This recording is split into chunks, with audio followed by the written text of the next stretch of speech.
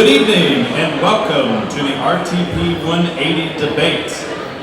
I'm Will Hardison of Fanbase, your moderator for this evening. Tonight's debate, sponsored by the Research Triangle Foundation. Anybody seen a trend here from last night? No? Okay. Never mind.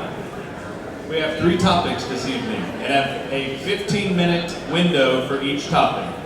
At the beginning of each round, both participants will have 30 seconds to state their general stance on the overall topic. You can also use that time, I'll throw this as well, to just state who you are and sort of your overall job and view if you weren't prepared for the overall stance. They all looked at me in the back room like, what? Okay. From there, we will ask 5 questions in total, 4 of which we have pre-planned, and 1 question from the audience per round. Here's where it gets fun. We will allow 1 minute for the first answer from both participants, and then each party will get a 30-second follow-up. If there is time, we will allow for a 30-second back and forth and final banter before moving on to the next question. Any questions? Perfect. At the end of each participant's time allotment, they will hear the triangle. Cue triangle. Never mind. We'll work on that. At which point, cue triangle. Nailed it. At which point, they are to stop their statement and we must move on. All of our participants have agreed to tonight's format. And to discourage any hoopla, shenanigans, hacking, or rigging, all the questions have been given to the participants well in advance. As an audience, we ask you to hold all applause and remarks until the end of each round. We encourage you to be vocal on Twitter using the hashtag RTP180. But we also ask that you keep in mind that tonight's participants are not presidential candidates. They have feelings. Therefore, please keep your comments in check. Everybody agree? All right, let's have some fun. I will introduce, I'm gonna go over here and do this like last night and sit at this table and ask questions. First up, debating social media. Matt Suter from the Durham Bulls and Dr. Mitch Prinstein from UNC. Gentlemen, you may take your places.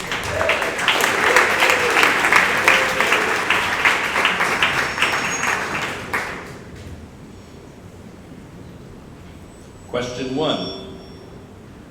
We might find some feedback. Could be me. We'll see. Question 1. Social media, Matt, we will start with you. Social media.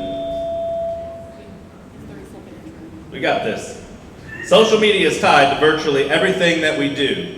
Is the ever-growing presence of social media hurting or helping human relationships? Matt, you have 1 minute. I believe it's hurting human relationships. I think when you look at last night, for example, many of you were probably following along the debate on Twitter while watching it. And let's say Hillary Clinton posts one thing about one thing, it doesn't matter what it is. The vitriol that is spitted back at her or at others is truly remarkable. And it's not just in something as polarizing as a presidential debate in what's really been a interesting look at human interaction. When the Durham Bulls earlier this week, my employer, we posted something about Thursday night football and a similarity between the Denver Broncos uniform and one of the uniforms we wear. I was called to be fired for a satire tweet by Denver Broncos fans. Someone actually called for someone to lose their job because of a tweet from a minor league baseball team regarding color combinations between an NFL team and a minor league baseball team. So I don't take kindly to that. I think it's hurting human relationships. Dr. Mitch? Hi, thanks for having me here. I just want to say I think this debate is rigged. I notice a social media bias. I do not accept the results of this debate. I'm happy to talk about social media. I study adolescent peer relationships, and my graduate student, Jackie Nisi, has introduced me to thinking about how social media might be playing a role in adolescents' lives. And I would be happy to play along. I feel mixed about social media in general, but when it comes to how it's helping or hurting human relationships, there's really interesting research that suggests that when we reach adolescence, our brains turn on a desire for social rewards. In other words, a way in which we care about how many people like us, air quotes, like us, how much people are paying attention to us, looking at us, and approving of us. That creates a kind of status or popularity that really is not the same thing as having normal friendships. And social media is promoting it. All right, so I've just been told by the powers to be to give you longer than 1 minute in the opening remark. That seems to be going quite quickly. So in the opening remark, I'll throw it back to Matt. Anything else that you would like to add in your opening statement? I like my job. Social media is fun, but I think it hurts human relationships.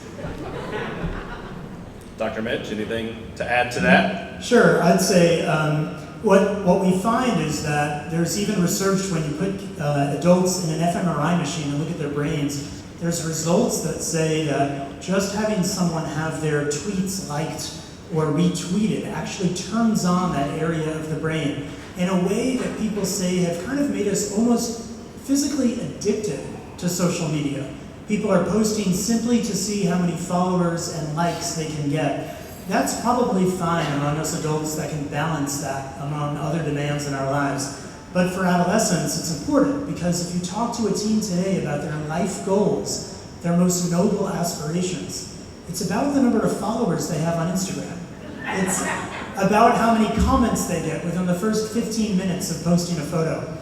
And for that reason, I would say there is a way that social media might be changing human relationships, particularly among those that are young, in a way that's a little scary to think about if you project out what those adolescents will care about 10 years from now. All right, we can move on to question number 2. And Dr. Mitch, we will start with you for this one. Much of our communication is now done in the form of a text, post, or image. Has the use of social media developed us into better communicators? In 1980, if a kid came home from school and they had a fight with their friend or a disagreement with a potential partner, they might call up somebody to talk about it. And when they call, they might get a busy signal. I don't know how many of you know what a busy signal even is anymore. But when they got that busy signal, they needed to hang up the phone and figure out how to deal with those feelings by themselves. Or they had to develop a closer relationship with someone else in their home. Another friend, a sibling, God forbid one of their parents, and actually talk about their feelings in that moment. That skill is not needed anymore. Adolescents can get instantaneous feedback on anything and everything they're feeling and experiencing with the click of a button. It's interesting to think about what communication skills are different now compared to just 30 years ago. My graduate student Jackie Nisi did a study where she looked at adolescents right at the transition where they learned romantic relationship skills. And she looked at those who had lots of social media interactions with romantic partners and those that had face-to-face interactions. What happened? A year later, those with the big social media interactions, they weren't so good at romantic relationships. Especially the boys. Girls learn how to do that stuff from early on, but boys, they rely on their interactions with females to learn how to engage in intimate interactions.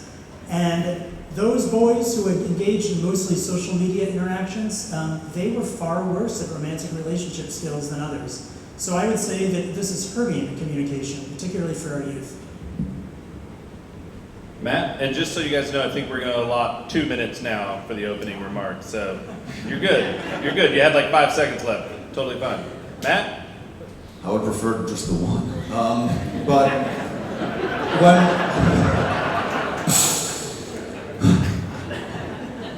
when you look at how people communicate nowadays, again, it's no question, it's text-based, it's Twitter-based, it's Instagram comments. And I think that depending how you look at it, we've become better communicators, but But there's also grammar that's lacking.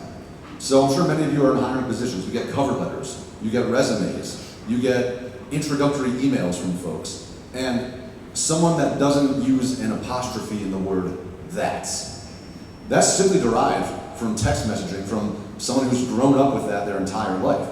But at the same time, we are able to share ideas like never before with the advent of Twitter and Facebook. And you get to see different ways of thinking every single time you log on to one of your social platforms.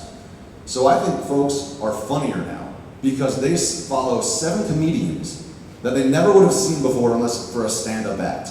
And their thinking changes every single tweet, Facebook post, Instagram, Snapchat, whatever it is. Every single post that they see changes their way of thinking. And whether they know it or not, they're becoming more intelligent.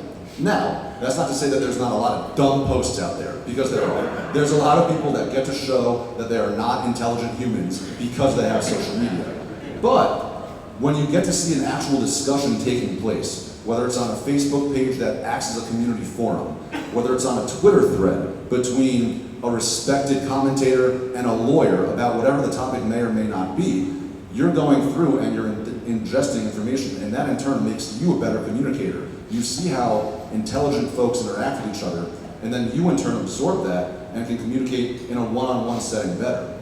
So the person who writes that cover letter may have 3 or 4 grammatical errors in the typed up form, but if you grant them an interview, you might see that that person is really coherent. They're just a factor of what they've grown up doing. Because again, they've texted that's their entire life, and no one's ever been there to call them on it. But when you actually see their way of thinking in person, you might be impressed based on what you saw on paper. Dr. Mitch, any follow-up to that? Wrong. You're a puppet. You're a nasty man. You're a nasty man. Gentlemen, I'd like to remind you that this So adolescents tell us that they feel incredibly pressured to communicate on social media. If someone posts a picture of themselves, a selfie, or a picture of them with some friends, they feel incredibly pressured to respond to their friends' posts immediately.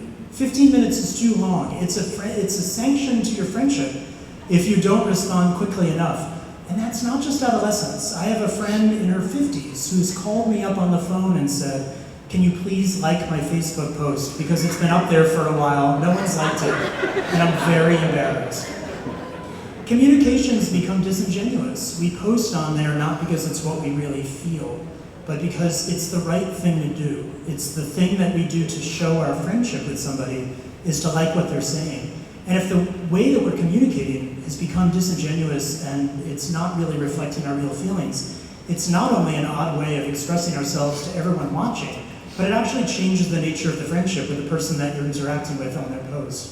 So I'd argue that social communication is potentially deteriorating, at least in some ways, thanks to social media. All right, so let's move on to question number 3. Unless, Matt, you had something that just burning desire to say something as a follow-up to that one. It probably would have been wrong anyway. Okay. Moving on to question number 3 then. Social media often, and Matt, this one will start with you. Social media often provides a voice to those that would not otherwise have a platform for sharing their opinions. Has this created a behavior shift or loss of social graces? I think it absolutely has. You have a lot of people now that have a forum that they didn't have before. 15 years ago, a group of college kids sitting around in a dorm watching a debate last night, they're just talking to themselves. They may be texting a friend here or there, but it's not widespread. Now, you'll have 7 college kids sitting in a room, and all of them have 600 followers on Twitter. And all of a sudden, their thoughts become that much more prevalent and open to the world. And I think the problem is that you're seeing these dip in social graces because people get to do that in a safe place. They get to tweet at another person from their own living room in a place that they're comfortable. They're not sitting out on the campus green face to face with someone that opposes them when they might be less likely to say something of a, whatever, maybe an insult, disagreement. And I think what you're seeing as well is that that's somewhat changing the workplace dynamic. If you have a workplace dynamic that's half conservative, half liberal, and you're watching that debate last night, and you see one of your coworkers supporting Trump or Clinton, and you support the other, all of a sudden your judgment of that person is shifting just a little bit. Because you're saying, I never had a problem with Chris before, but now that he supports X, Y, and Z, I don't support any of that. So the next day you walk into work and you look at Chris a little bit differently and say like, yeah, I think you're sort of the tool. And it's just like that, that's simple. And I think that changes not only your online behavior, but it also changes your in-person behavior. And so that relates back to the last topic, that it just carries over from one screen into real life. Dr. Mitch, same question. In the 90s and in the early 2000s, we really saw a movement towards political correctness. What's interesting about social media is that it's created the opportunity for us to anonymously be extremely politically incorrect. That's something very interesting about social media. You can post whatever you want without looking at them in the face and without being identified even. And what's happened is that we've bifurcated the conversation that we're having between extraordinary political correctness in the public eye and now an avenue to be extremely inappropriate in an anonymous way. This is probably why we've seen such a tremendous increase in cyberbullying. Cyberbullying obviously didn't exist before there was social media, but now that there is, the rates are increasing. It's something that's out of the school's jurisdiction. They can't control it. No one can control it. Parents who think that they're monitoring their kids' social media don't know their child has a secret second social media account that the parents can't access. And what's happening is that it's creating a forum where kids can say things that are extraordinarily harmful and inappropriate. And it's also leading to a number of suicides in psychopathology. We're also finding racism to occur over social media in a way that there was just no avenue for that. And that kind of dialogue, if anything, we've seen that recently, really can change the conversation that's happening, really both on and offline. So in a way, I think that giving a voice to people that didn't have a voice can be a really good thing. There are disenfranchised, marginalized groups that are able to get an access to prime time through social media, and that's terrific. But those internet trolls, as they were, are also out there. And unfortunately, that's kind of giving a voice, and a particularly ugly voice, into our national dialogue, not just for political season, but in ways that affect individuals in a pretty scary way.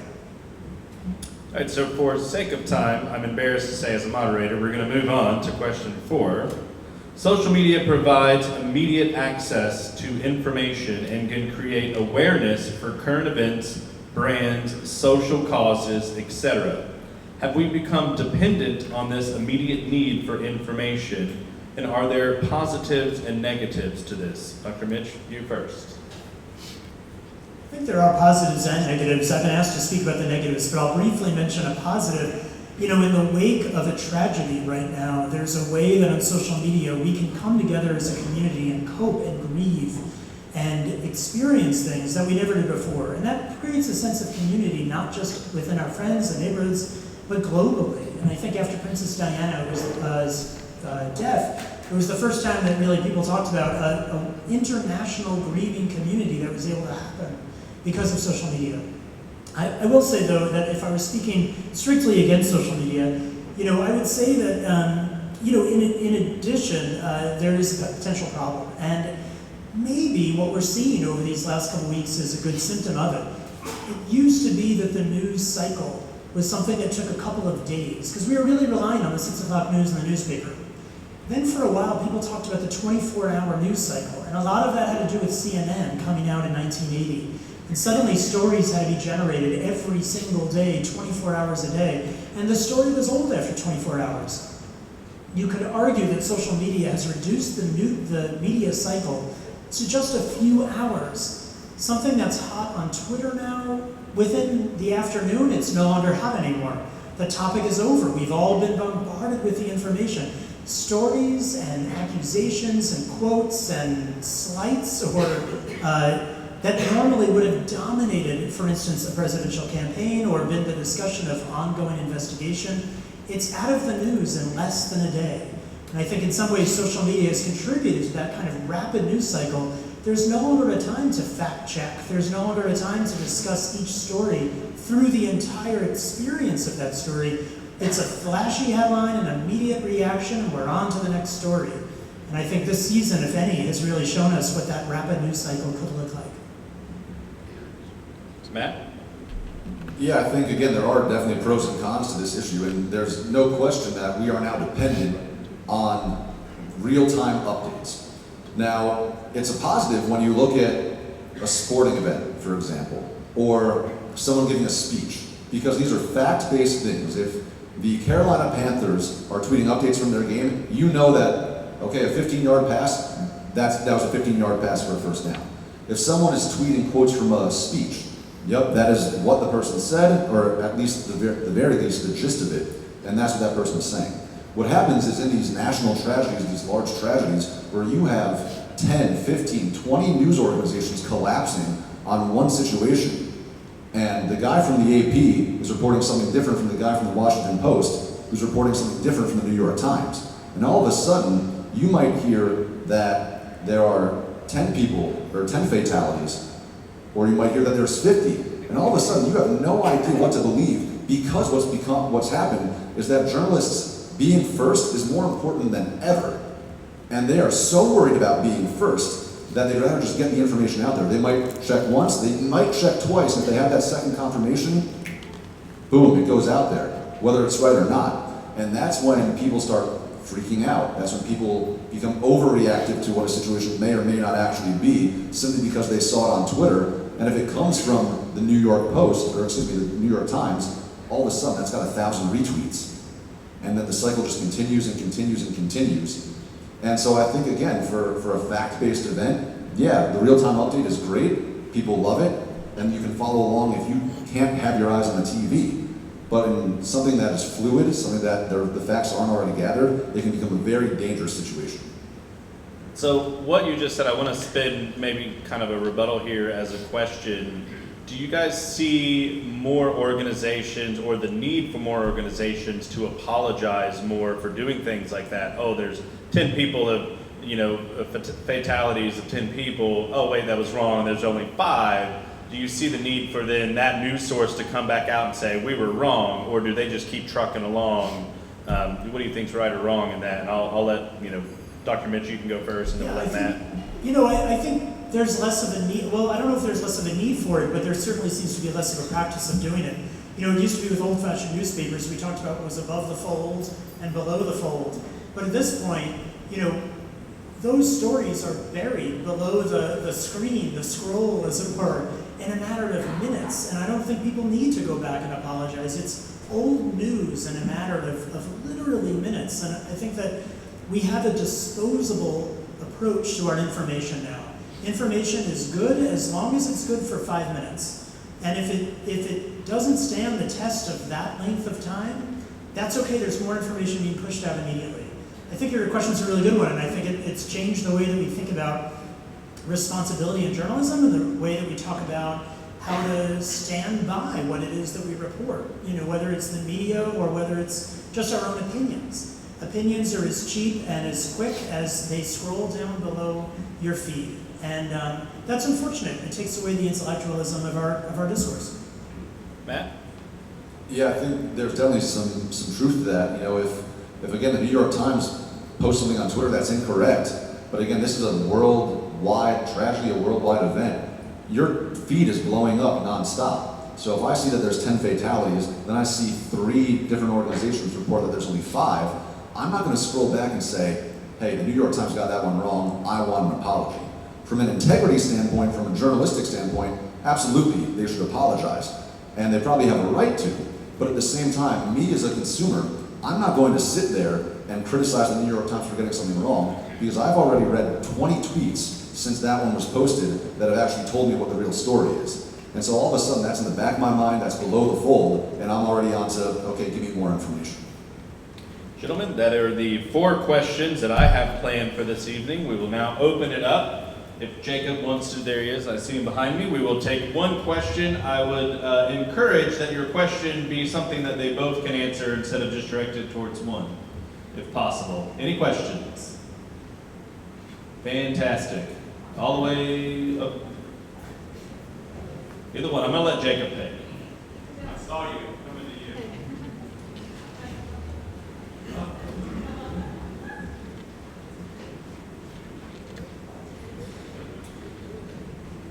So with social media, like this is very new, so it's maybe like on the top peak of an oscillation. I think a lot of things in life kind of oscillate to an equilibrium. And maybe one of the things that I've read about social media is it sparks a sense of narcissism in growing adolescents. So could you maybe speak on how you think that could be countered and pushed to a productive thing so that narcissism isn't the outcome of adolescence and social media? Either one of you can go first. Well, thank goodness for parents, because I think that most parents have grown up without social media, at least not in the way that we see it today. Parents can remind kids that while social media might be fun, while it might be something that gives them an opportunity to communicate rapidly, it's not the outcome that we should be shooting for. My kids are toddlers, and when I go to the grocery store, they want to pick up little magazines that are about like Frozen and Teenage Mutant Ninja Turtles. But when I pick up those magazines, I can't help but see the teen magazines right next to them. And when I saw a teen magazine with a cover story focused specifically on how to become social media famous, with an instruction guide explaining to adolescents how to hire a publicist and get as many followers as they can, because that would be the way to cure their adolescent ails, it made me scared. It made me think that I hope there are parents out there giving a different message. I get that magazines want to sell magazines, no fault to them. But parents are still important and still can be in the role of explaining to adolescents that while there's some fun and there's some way that it gives us a little rush whenever we find we got a lot of activity on our feed or whatever, real human connection, real opportunity to form relationships has payoff in a way that goes far beyond the short-term narcissistic rush you get from some of that kind of more irresponsible use of social media. So please, if you are a parent or know a parent, this is a conversation worth sitting down and having with an adolescent.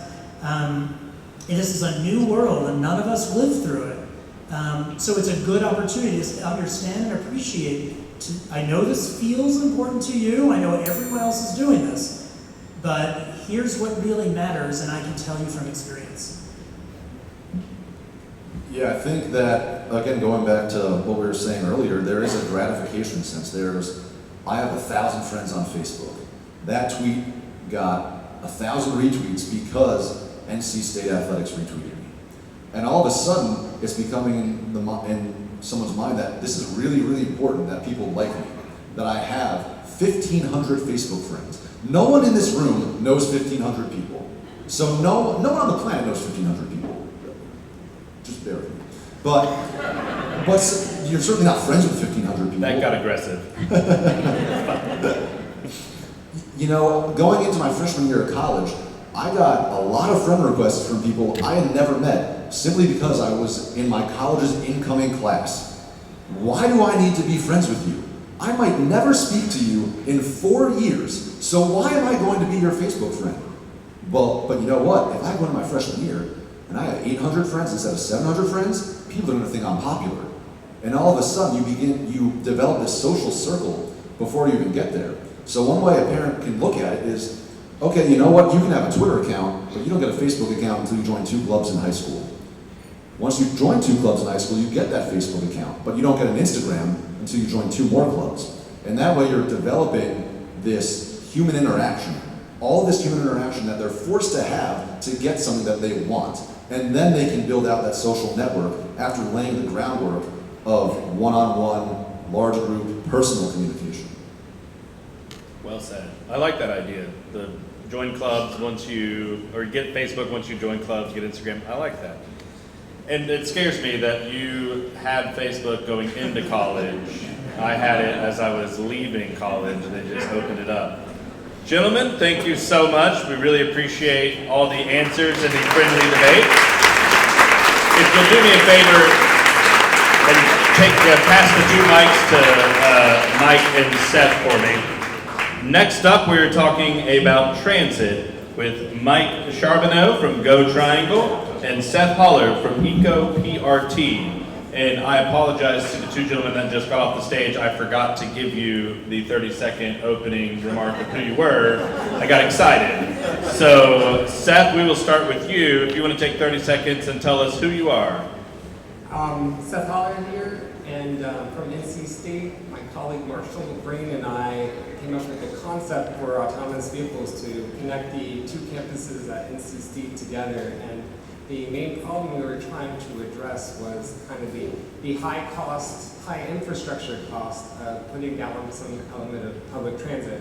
There was always a master plan with a path connecting the two where they were envisioning some sort of monorail, but that never came to fruition, basically because of the high costs. And so what we've done is develop an autonomous vehicle network that would connect the two at a much lower cost, where it could potentially be funded privately instead of through government subsidies. Thanks. Mike from Go Triangle. Hey, hi, my name is Mike Charbonneau. I'm the Director of Communications at Go Triangle. This is a very exciting time for transit in our region. Obviously, we've got a rapidly growing region. We've got a lot of exciting things happening. Probably heard about the Wake County Transit Plan and a vote or a referendum that's on the ballot in Wake County coming up in just a couple of weeks.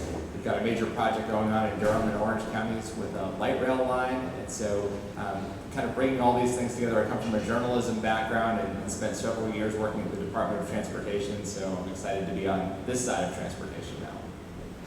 All right, gentlemen, thank you both for being here. Question number one. In a society that loves cars and loves our personal vehicles, particularly in our region, how do you change that mindset and shift people towards alternative modes of transportation?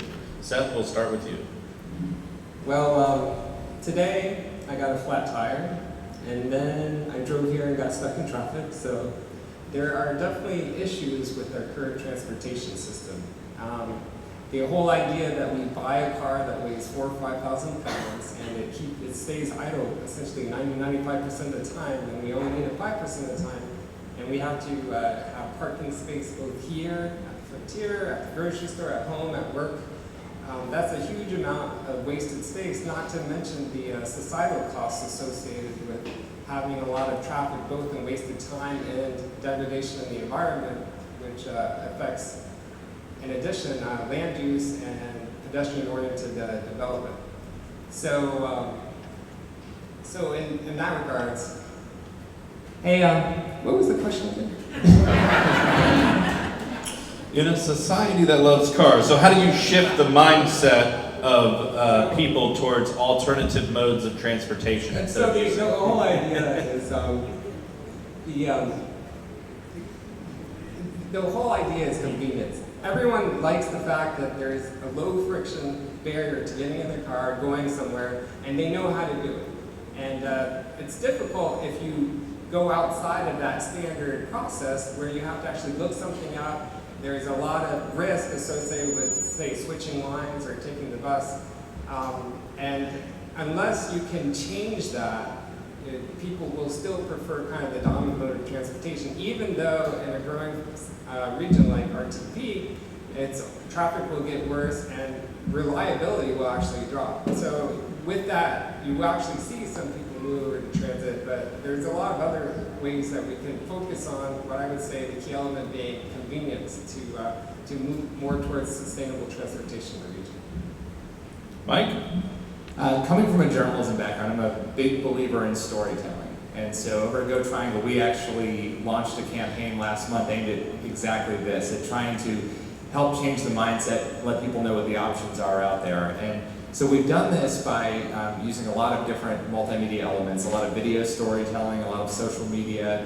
Our campaign is called Go Together, and it's aimed at urging people to go together instead of traveling alone in a car. So whether that's getting on a bus, looking at a carpool, vanpool option, riding your bike, or walking, we want to let people know the options that are out there. And what we find is a lot of people just don't know what is available in our region right now.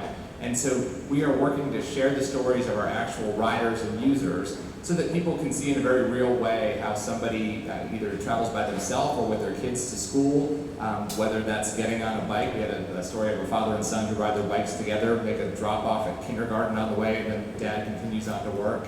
Or people of all ages taking the bus going to all different places. So I think it's important that we share those options and let people know how easy it can be. And so that's something we need to continue to do. As the region grows and the transit opportunities come, I think we really need to focus on helping people understand how easy it can be, how this can be a part of their life.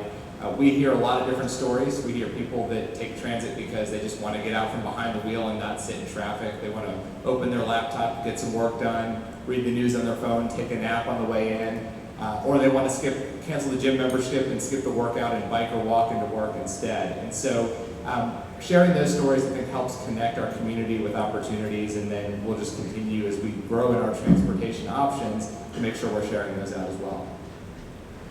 So question 2, in a region where the majority of the population opts to use their personal vehicles instead of public transit, what is the fairest way, in your opinion, to fund new transit offerings? And a follow-up with that is, why should people who don't use transit care if we invested in it? And Mike, I'll let you go first. So obviously this is a rapidly growing region. Any of you who drive to work or school in the morning know how congested a lot of our roads already are, and they're only getting more so. If you look at an area like Wake County alone, they're seeing an extra 64 people moving here every day. So that's about 450 people a week moving to Wake County alone. And that's the reason why Wake has developed their transit plan, which would be funded by the half-cent sales tax that's on the ballot this fall. Durham and Orange counties had a similar vote passed a referendum a few years ago to fund their community goal of creating more buses, building a light rail system. Wake County's plan has a commuter train that will start out in Garner, make stops in Raleigh, NC State, Cary, Morrisville, RTP, and then all the way out to Durham. They'll also have a bus rapid transit system, and will triple the existing amount of bus service. Transit does a couple of really important things. For some people, it's that choice, getting out from behind the wheel, finding a different way to go. For other people, it's their only way to get around. It's their vital connection to jobs, to doctor's appointments, to school, to other opportunities. And when companies are looking at deciding where they want to locate, all of this factors in: the quality of life, the connectivity, affordable housing. A strong transportation network, a strong public transportation network helps us create more jobs. It helps us attract more companies. It gives more opportunities. It takes people who may not have had an opportunity to get from one area where they live to that opportunity to get to a class or get to a different kind of job. So when we look at investing in public transportation as a community, we look at it for all those reasons. It is about opportunity and job growth and connectivity. And for the person who may never get on it, and we know there are some people that will just never get out of their car and driving by themselves. We want to urge as many people as we can to do that.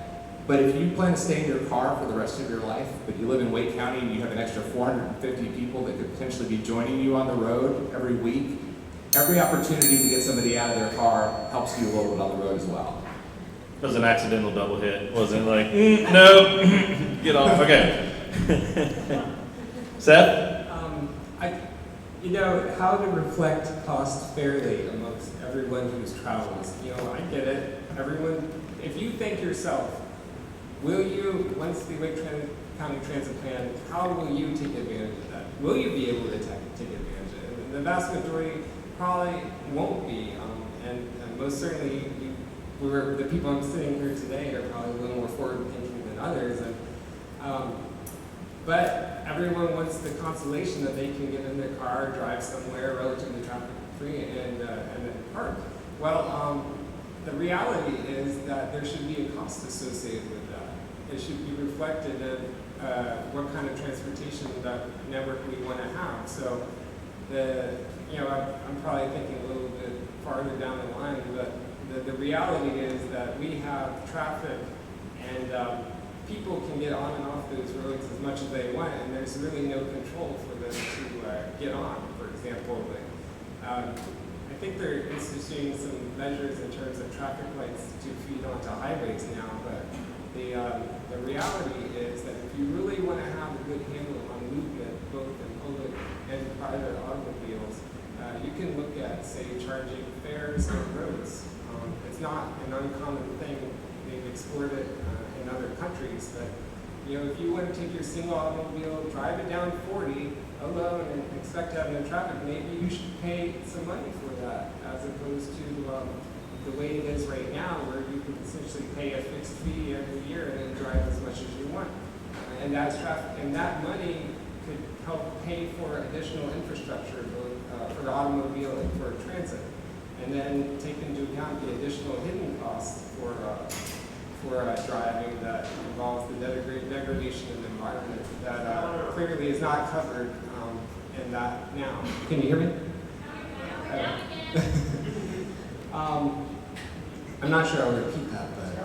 So basically, well, I think that answer was really good because it makes me want to throw it back over to Mike and see what he thinks about this. So basically, I'll Seth, do a 10 second. yeah, just do a quick little recap there. So the whole idea is that the price isn't fairly distributed amongst everyone, and especially with the automobile. And we have a traffic situation where anyone can get on the road and drive anytime, and that creates a lot of traffic and inefficiencies, both for people wasting time and for other factors. So, I'm a big proponent of charging people to use the roads. If they're in a single automobile and they're using the road, they should probably pay an equivalent to, say, a bus of the equivalent size using the road. And there are a lot of hidden costs as well that involve degradation of the environment that should probably be reflected more in the transportation network. And by charging those prices, you create incentives to shift more towards a shared transportation system than what we have today, and it creates the funding to invest in transit. Not so sure the public would accept it today, but I'm sure as we get more traffic, we might move in that direction. Mike, your thoughts on that? Sure, well, good points, and one thing when you think about investing in the road infrastructure, I spent several years at the Department of Transportation. The state uses a funding formula now where they ask local municipalities to bring their needs to the table, and then they rank projects and use the available funds to build them. And based on the amount of need requests that came into the state in the first year of this new formula, the state of North Carolina is tens of billions of dollars short in being able to meet all of the road infrastructure needs that were brought to the department's attention. And so there's a big deficit there. We see what's happening with aging roads and bridges, and so there's a lot of things that need to be done and not a lot of money there. And so to your point, aside from taxes that are collected, there's little additional ways to collect revenue. I think one other important note on the transit side is, we are asked, so if I'm never going to use it, why should I pay the same as somebody who is going to use it? Well, the person who's actually paying to use transit, buying that ticket to get on the bus or the train, that money is also being used to operate the system and to build an extension. So everyone's investing in the community aspect of it. But those transit users are then investing a little bit more when they buy their ticket to make sure that their service is operated and maintained. All right, question 3, and Seth, we will start back with you. Will autonomous vehicles become mainstream, or will they remain a niche market? Will the popularity of ride-sharing/Uber and the possible rise of autonomous vehicles replace public transit or supplement it? The thought that we're separating autonomous vehicles and technology from public transit probably doesn't make sense, because as that technology evolves, the public transit sector will adopt it. Case in point is cost of operations for a bus. 75% of that is involved in paying the driver. You add autonomy there, 75% of that goes away, and suddenly you have a system that could possibly run without any additional subsidies and survive on fares alone. There's kind of a prevailing thought regarding autonomous cars right now that will gradually shift. Most people think of the Uber car. You buy a car, it's autonomous, you get in it, you move around. But with the advent of Uber and others, suddenly people are thinking more about, well, it's a shared vehicle and it can move me around, but I don't have to own it. So it's more of a service. And that service could come in a variety of flavors, right? We could have the single vehicle service or single passenger service or multi-passenger service. And suddenly that thought of buying that new $30,000-$35,000 car might not stand muster if suddenly you can get a ride a half mile or a mile and a half away for like $1 or $2. And once that moves in that direction, then suddenly you're thinking, well, more people are taking these, are owning less vehicles, they're going to be more dependent on public transit and riding these autonomous vehicles, but not owning them. And so more available, basically, it's kind of like the telephone. The more you have of it, the more useful it is. And same way with transit here. Mike? You're right, and Seth, there is a great partnership with a lot of those ride-sharing companies and public transit. And over at Go Triangle, just in the last year, we've partnered with Uber and through our Transload app. So there's a company based right out here in RTP called Transload that does the real-time information. So if you put it on your phone, you're riding the bus, you can see where your bus is in real time, where to catch the next one. And through a partnership now, if you get to the end of your line and you still have another mile or two to get to your office and there's not a transit connection, there's a place you can just push the button, connect to Uber, and call that Uber car to get you that last little bit. And I think that is important to have things working together like that, a menu of options for people when they travel. Autonomous vehicles are obviously something that are coming. It's a serious thing. The State Department of Transportation has been preparing for it. They're looking at the infrastructure that's needed in roadways to be able to support this kind of system. But we get asked a lot on the transit side if we think that autonomous vehicles and Uber and Lyft will replace the need for public transportation.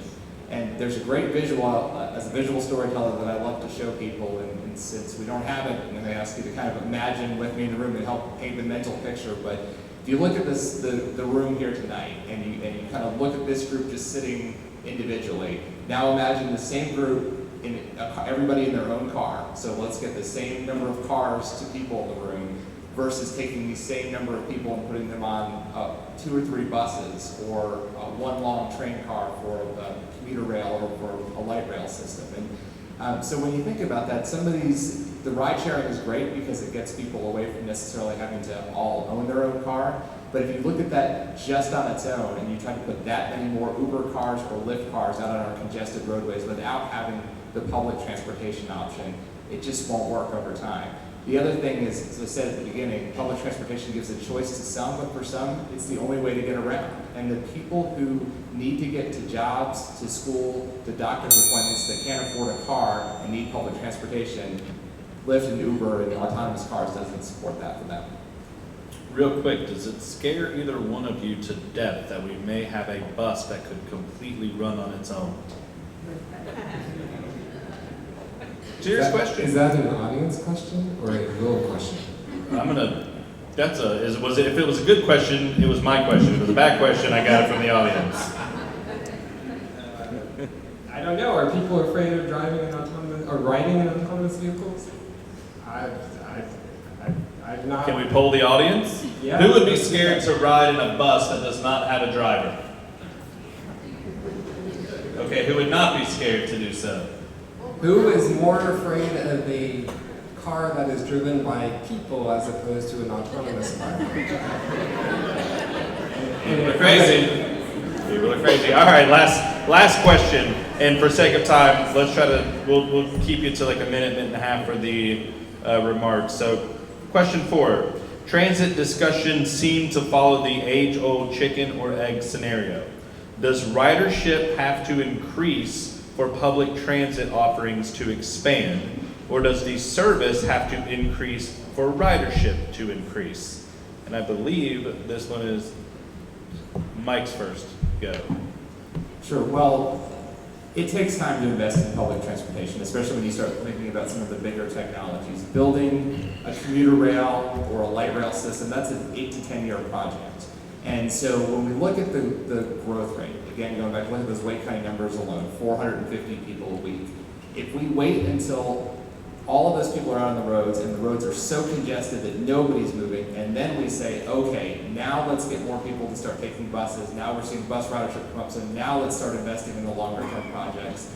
We'll never get there. We'll be at the point where there is no more room to move before we're starting an 8 to 10 year project. And so it's really important for communities to work together to look at all pieces of growth. When you're looking at recruiting jobs, building affordable housing, making sure we're supporting, a lifestyle and a community that we all want to live in, public transportation plays an important role.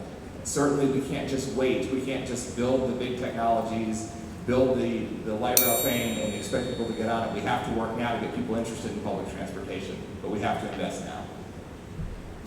I would probably bring a more cautionary note. With all the advent in technology these days, I don't think it makes sense to invest in a technology that might not be realized, or a system that might not be realizable in, say, 20 years from now. And again, all of this speaks to the fact that we have road congestion.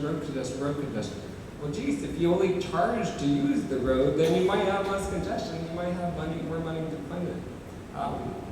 So I would say not so much the chicken and the egg, but looking towards sensible policies to using the available guideway and roadways that we have now that are more efficient than kind of the smorgasbord, all-you-can-eat type of philosophy.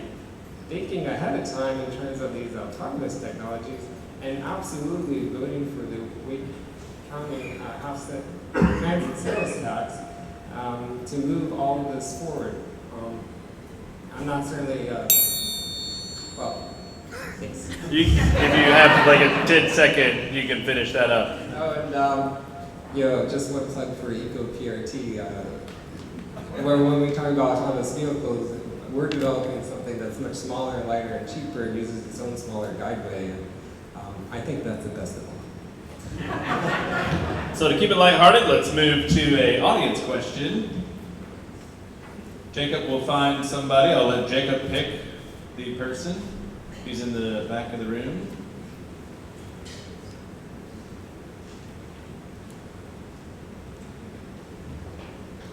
Why do we not have HOV lanes to incentivize multiple passengers? Either one of you can go first. Sure, I'll jump into this one. No, it's a great question, and it's actually something that the planners in the Triangle are looking at right now. When it comes to looking at things like toll projects and HOV lanes, a relatively new concept for North Carolina. People who are from other parts of the country, it is what it is. They exist in a lot of places. We obviously have one toll road here in the Triangle. There are others that are being built in other places in the state where there's been more controversy around them. But looking out 10, 15 years, the traffic planners are looking at some concepts of things like some HOV lanes, some toll lanes, some optional toll lanes, those hot lanes where people could choose to pay toll to get in them if they were just by themselves, or if they had 2 or 3 people in the car, they could use them for free.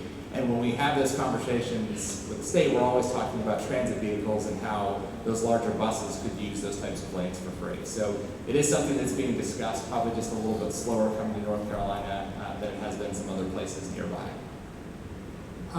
So with HOV lanes, from what I understand, I'm no expert, is there are certain restrictions. You can't just pull out a lane and make it HOV, I believe, for various reasons. So that would mean that you'd actually have to build an extra lane that was HOV. And current costs probably run anywhere from $10 to $20 million a mile, which can be fairly cost prohibitive. HOV is just one flavor of some sort of managed lane. I'm probably more towards a lane where it's not necessarily HOV, but it's a lane that you might pay for example. And I think everyone's moving more in the direction, if a highway is being built in North Carolina or elsewhere, there's going to be some sort of charge associated with people that ride it. Gentlemen, thank you both. Thank you. If you'll do me a favor and pass the mics to the 2 ladies that will be taking the stage. And I know that we are running just a tad bit long. I appreciate you guys being patient. It's a tough balance to ding or let you finish the statement. So I'd rather let you finish the statement than ding you. All right, ladies, are you ready? Why don't we talk about food last while everybody's probably hungry and there's food sitting out there? Okay, Hope Hart from Syngenta and Lee Catherine Bonner from B Downtown. Hope, 30 seconds to kind of introduce who you are. Yep, so native North Carolinian, grew up in the agricultural area down in the Sandhills. I started at Syngenta about 20 years ago, combining science and agriculture. I thought I might just define what a GMO is, because I got that question before we got seated already today, so just make sure everybody's aware. Genetically modified organism, it means an organism's DNA has been changed. DNA changes all the time, it's very natural. The difference what we'll be talking about tonight is genetically modified crops. GMOs also come in other flavors. Most of your insulin is made by a genetically modified organism these days, but I think today we're debating more of an organic versus a genetically modified crop. So that's what we'll be focusing on tonight. Lee Catherine from B Downtown. Hey, my name is. Yep, just Hey. there you go. My name is Lee Catherine Bonner, and I'm the founder and CEO of a business, or business, as I like to call it, called Be Downtown. And we put beehives in cities. Studies show that bees thrive in urban environments. As you guys walked in, you might have seen 3 beehives out at the front. They're painted by a local artist. Those are some of ours. If you didn't, as you head out, make sure to look at them. And so I'm a 4th generation beekeeper. I had the privilege of being around a city where I had all of the amenities and opportunities, but really the privilege was from growing up in agriculture. So I had a family farm about an hour from here in Farmville. So you have a farm in Farmville, right? So we had a family farm, and so I had the privilege of learning about agriculture. So I've had this very harmonious balance of rural and urban, and so I took my passion for bees and brought it to a city. So just so everyone is clear, the theme around food is organic versus GMO, in case that wasn't clear. Question 1. Hope, we'll start with you first. Proponents of agricultural biotechnology have said that GMOs increase yields while decreasing the use of chemical pesticides. Folks on the other side of the coin say GMO technologies have decreased the use of insecticides but have increased the use of herbicides. Do GMOs have an effect on the environment? If so, what are those effects? Yes, genetically engineered crops do have an effect on the environment. With a GE crop, you can increase yield. Genetically engineered crops usually yield about 20 to 30% more than an organic crop. With a GE crop, I'm also taking into account conventional. I consider that all one thing, conventional, genetically engineered. GE crops help decrease soil erosion. That really comes from weed management. A very common practice for getting rid of weeds is to till the dirt. So just turn the dirt over, and that's how you get rid of weeds. You increase erosion when that happens. You don't have to do that as much with a genetically engineered crop. Soil compaction. I saw this in person out in Illinois. I got to go to a field trial out there, and they had this beautiful black dirt. The kind of dirt that we have to go to Home Depot and Lowe's and buy to put in our play yards out here. Beautiful black dirt. Had a little wilted plant growing in the middle of it. When they pulled it up, it didn't have hardly any root system because the field was so compacted. That's from the number of tractor passes that are made through a field.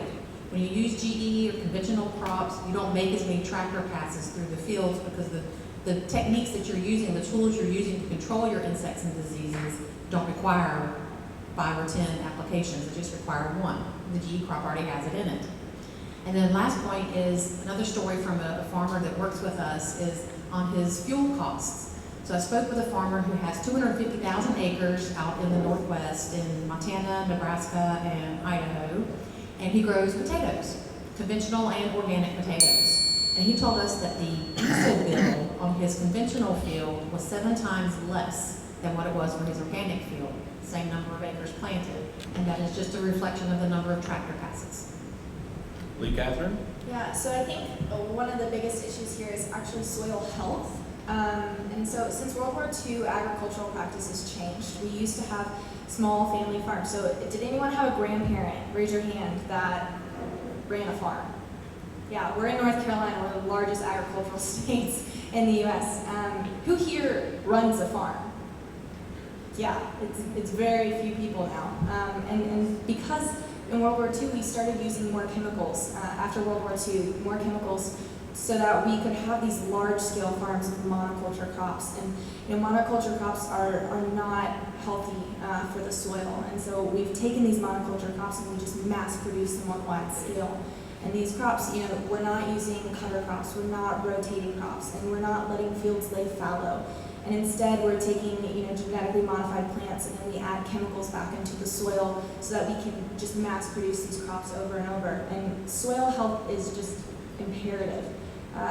It's not just for the crops, but it's also for the bees. So when the soil is healthy, a crop is healthy. A crop can naturally fight off diseases much easier. It's like when you have, like labs, they don't live nearly as long as a mud does because diversity is so important in all aspects of our ecosystem. So when we take care of soil, the bees are healthy because there's more pollen, there's more nectar. The bees are able to pollinate more, so we have higher crop yields. And nowhere in nature do we have monoculture crops. So why would we now start growing monoculture crops? So I think this one spurs some debate, so I will allow a quick follow-up if you would like to. Sure, I agree in the family farming. 90% of the 570 million farms in the world are family owned still. They produce 80% of the world's food. So most of our family farming, most of our food is still coming from family farms. I agree completely with Lee Catherine that soil health is an extremely important part of farming and agriculture and producing food. And those family farms are leaving their farms to generation after generation to their kids, so they are looking for ways to be as sustainable as possible. So sustainable agriculture is something we both are probably going to talk about tonight.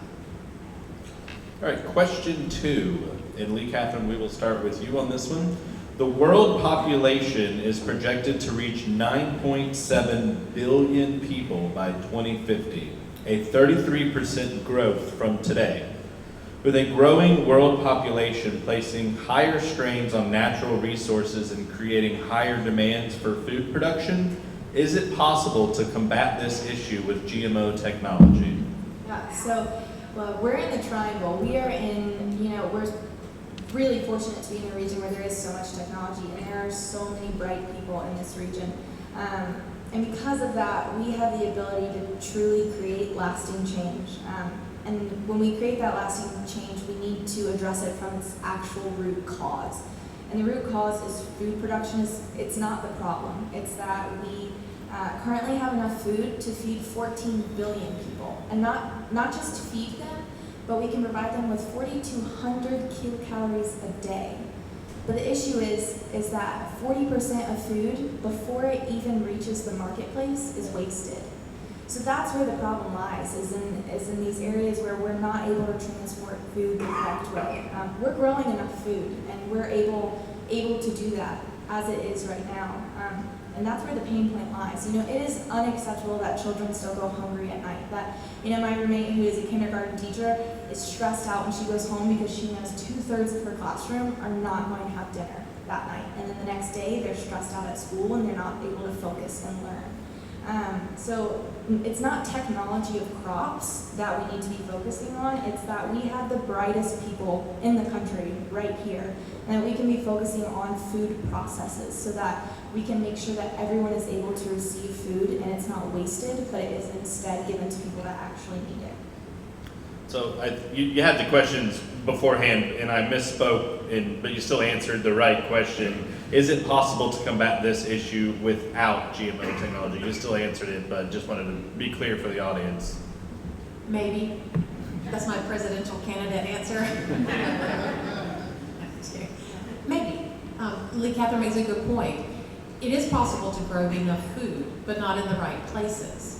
So one of the things that we're doing at Syngenta is helping smallholders. These are people who have a hectare or less, which are a lot of the farmers, the 750 farmers I mentioned, a lot of them are smallholders. Help them improve their productivity so that they are producing crops enough for themselves and to sell right in their own land, right in their own house, right where they're living. Taking GMOs out of food production, I just want to make sure everybody realizes exactly what that means. Cheese is made using GMOs, bread, fermented beverages, like the one I enjoyed before we got started this evening, made using GMOs. Okay, so there's a lot of GMO technology that's out there that we have been consuming for a while. Genetically modified crops that we're talking about, they've been on the market for about 20 years. We've consumed over 1 trillion meals with genetically modified crops and their products with no adverse effects. So I think they're a tool that deserves to be in the toolbox in that fight for hunger. Lee Catherine, I will allow you 30 seconds to respond. Yeah, and it's a great point that we eat off of GMOs right now, but then it's also, we have, ever since we stopped being nomadic, we have had agriculture. Eating cheese is not in the last 10 years that we've started doing this, and we've had this before GMOs. We've been able, to work cattle and to provide ourselves with food that is sustainable for our world since before we started genetically modifying crops. And so I think it's really important to remember that,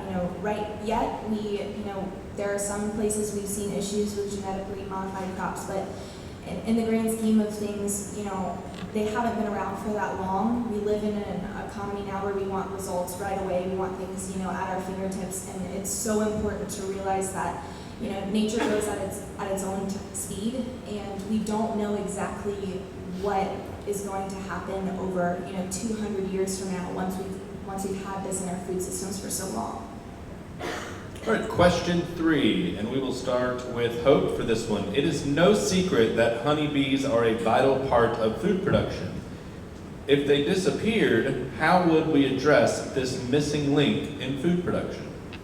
This one's pretty easy for me, being on the pro-GMO side, because genetically engineered crops do not harm honeybees or bumblebees. They do not harm bees, so there's no adverse effects from GM crops on bees. So unfortunately, we do not have a plan for what we would do if bees suddenly disappeared from the planet. Instead, what we focus on is increasing the biodiversity and the bee habitat so that we can ensure that those important pollinators aren't eliminated from the food chain, aren't eliminated from agriculture. For example, we have a program called Operation Pollinator that started in the UK, where we increase habitat for bees and pollinators, other pollinators as well, on land around commercial farmland and golf courses.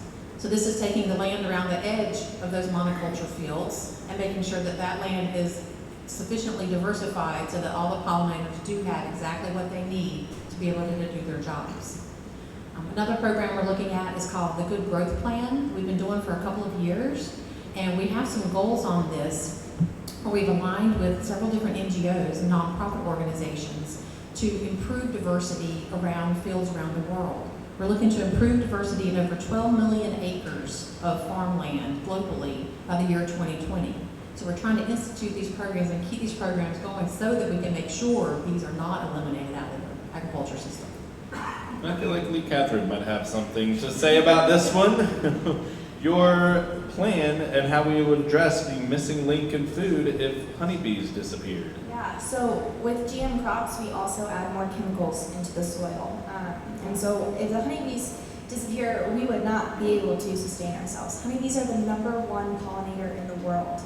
And over the past 30 years, bees have been dying at alarming rates due to loss of habitat from monoculture cropping. So those buffer zones, and it's great that y'all are working to add more buffer zones, because those buffer zones we used to have are now gone because farmers are clear cutting everything so they can use as much arable land as they have.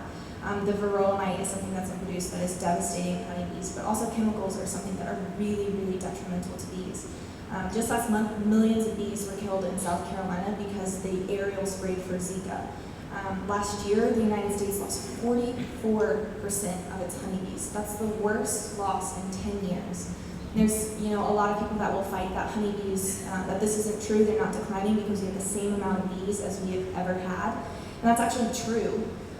But we have that because we are mass producing bees at a large scale now. Just like we're talking about diversity and how important that is, we are now mass producing bees, so their genetic lines have been completely wiped out, which has allowed the varroa mite to make such an impact on a beehive, which then when those hives are weak and then they go out into plants that have been neonicotinoids. It's a classification that was originally thought to be okay, but then found that is really detrimental to honeybees because it's a systemic chemical that comes up through through the stalk of a plant, and then the bees forage up the nectar, and so it causes the honeybees to not be able to communicate nearly as well, which perpetuates decline.